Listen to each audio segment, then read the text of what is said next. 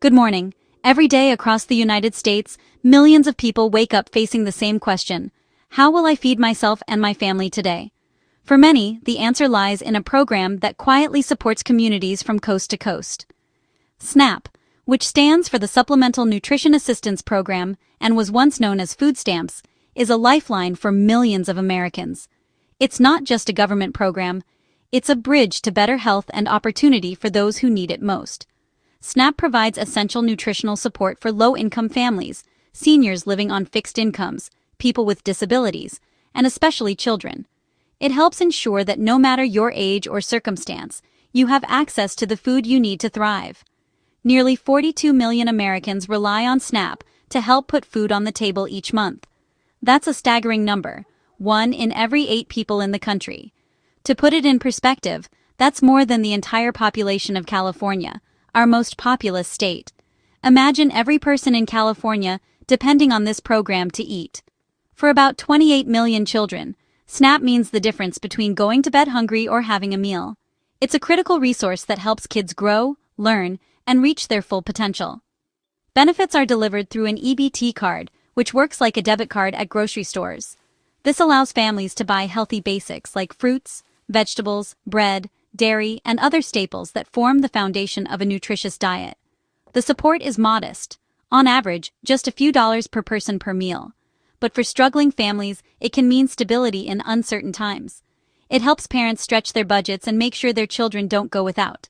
SNAP is a cornerstone of our nation's safety net, responding quickly to economic downturns, job losses, and natural disasters. When crisis strikes, SNAP is there to help families get back on their feet. It's a testament to our commitment to look out for one another, to ensure that no one in our communities is left behind or forgotten. SNAP strengthens neighborhoods and brings hope to those facing hard times. But recent events have put this vital support system in jeopardy. As we face new challenges, it's more important than ever to understand what SNAP does, who it helps, and why protecting it matters for all of us. As November began, a government shutdown in Washington, D.C. threw millions of Americans into uncertainty. Congress failed to pass funding bills, forcing federal agencies to halt non-essential services, including SNAP. The timing was dire.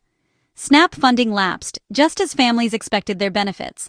The USDA, which administers SNAP, was suddenly unable to guarantee full benefits for November. Lawmakers were deadlocked, and essential programs like SNAP became collateral damage.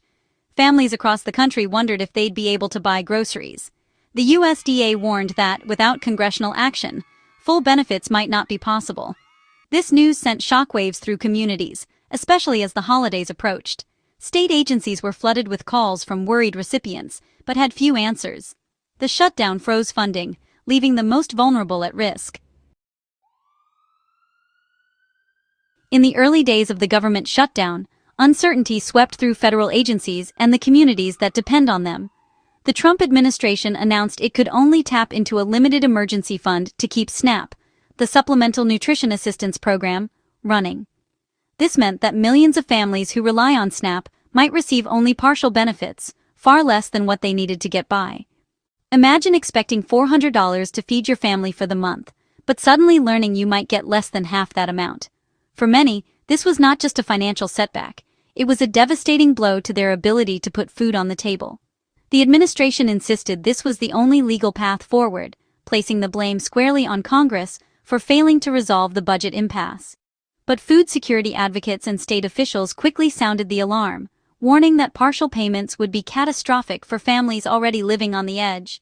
Food banks and pantries across the country braced for a surge in demand, knowing their shelves were already stretched thin. Volunteers worried they wouldn't be able to keep up if thousands more families suddenly needed help. Meanwhile, the administration argued that a larger contingency fund, money that could have covered full benefits, was off limits during a shutdown.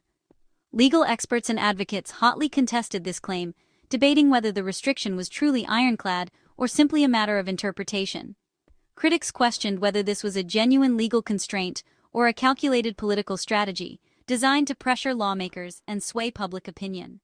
The threat of partial benefits put immense pressure on lawmakers, while families felt like pawns caught in a high-stakes political game, their well-being hanging in the balance.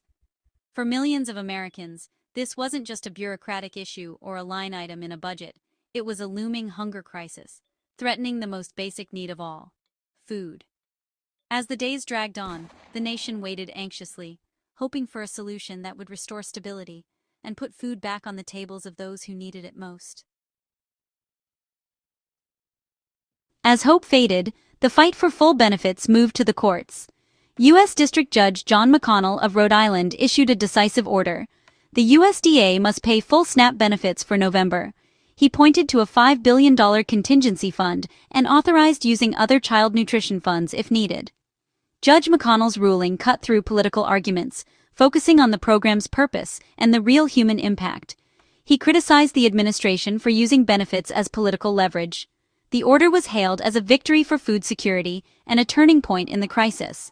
It provided a legal path for the USDA to act, overriding previous claims of legal constraint.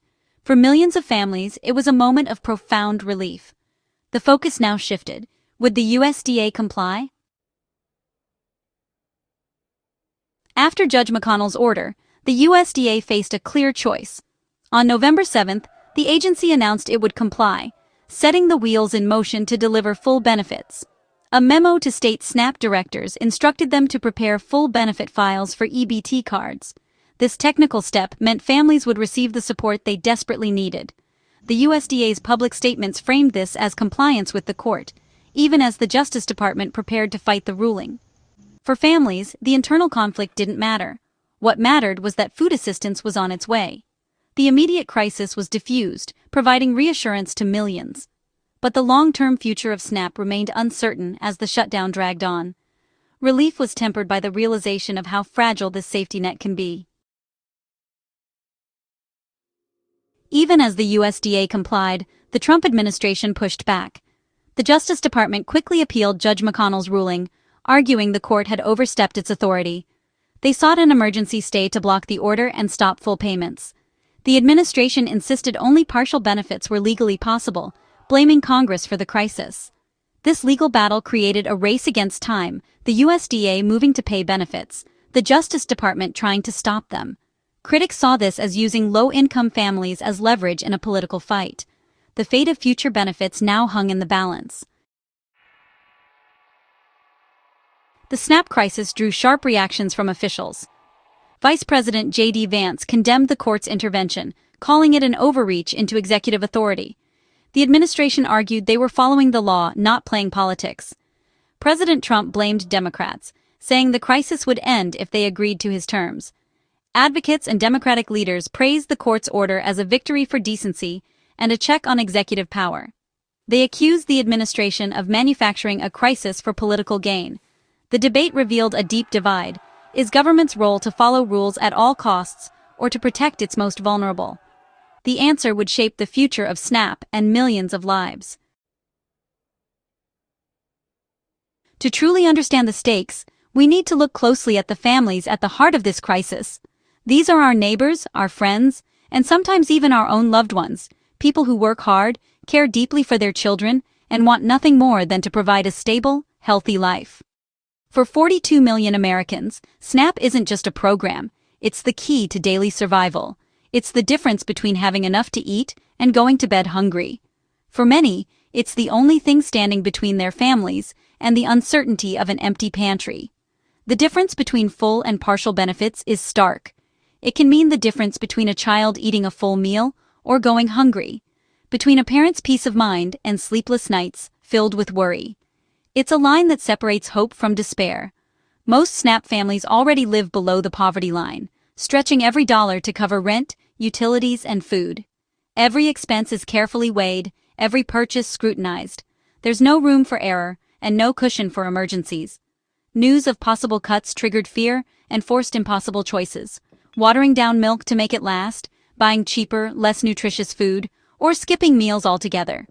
These are choices no family should have to make in a country of such abundance. Full benefits mean more than just food on the table. They mean health, stability, and dignity. They allow families to buy fresh produce, dairy, and protein, supporting children's growth and seniors' well-being. For children, it's the ability to focus in school, to learn and thrive. For seniors, it's managing chronic conditions and taking medication with a proper meal. For everyone, it's the chance to live with dignity and hope for a better future. The stress of not knowing if you can feed your family is overwhelming. It seeps into every part of life, affecting mental health, relationships, and even job performance. Hunger is not just a physical pain, it's an emotional burden. Judge McConnell's order was more than a legal victory. It recognized the human cost of political gridlock. It was a reminder that behind every policy debate are real people, with real needs and real dreams. It affirmed that food should not be a bargaining chip, but a basic right. Access to food is fundamental to a just and compassionate society. For November at least, millions could breathe easier, knowing they could put food on the table and focus on what matters most, caring for their families. But the fight for a reliable safety net continues. Until every family can count on the support they need, the work is not done. As of November 8th, full SNAP benefits are being sent out, averting a major crisis. But this is only a temporary fix. The shutdown continues, and SNAP's future is still uncertain. This episode is a stark reminder of SNAP's vital role in American society. It supports veterans, workers, people with disabilities, and millions of children. SNAP is one of our most effective anti-poverty tools, helping people get back on their feet. The crisis exposed how quickly political battles can threaten food security for millions. Food should never be a bargaining chip in partisan fights. We must protect essential programs like SNAP from political gamesmanship. The November crisis showed our institutions can protect the vulnerable, but also how fragile that protection is. Supporting SNAP isn't just policy, it's a reflection of our national character.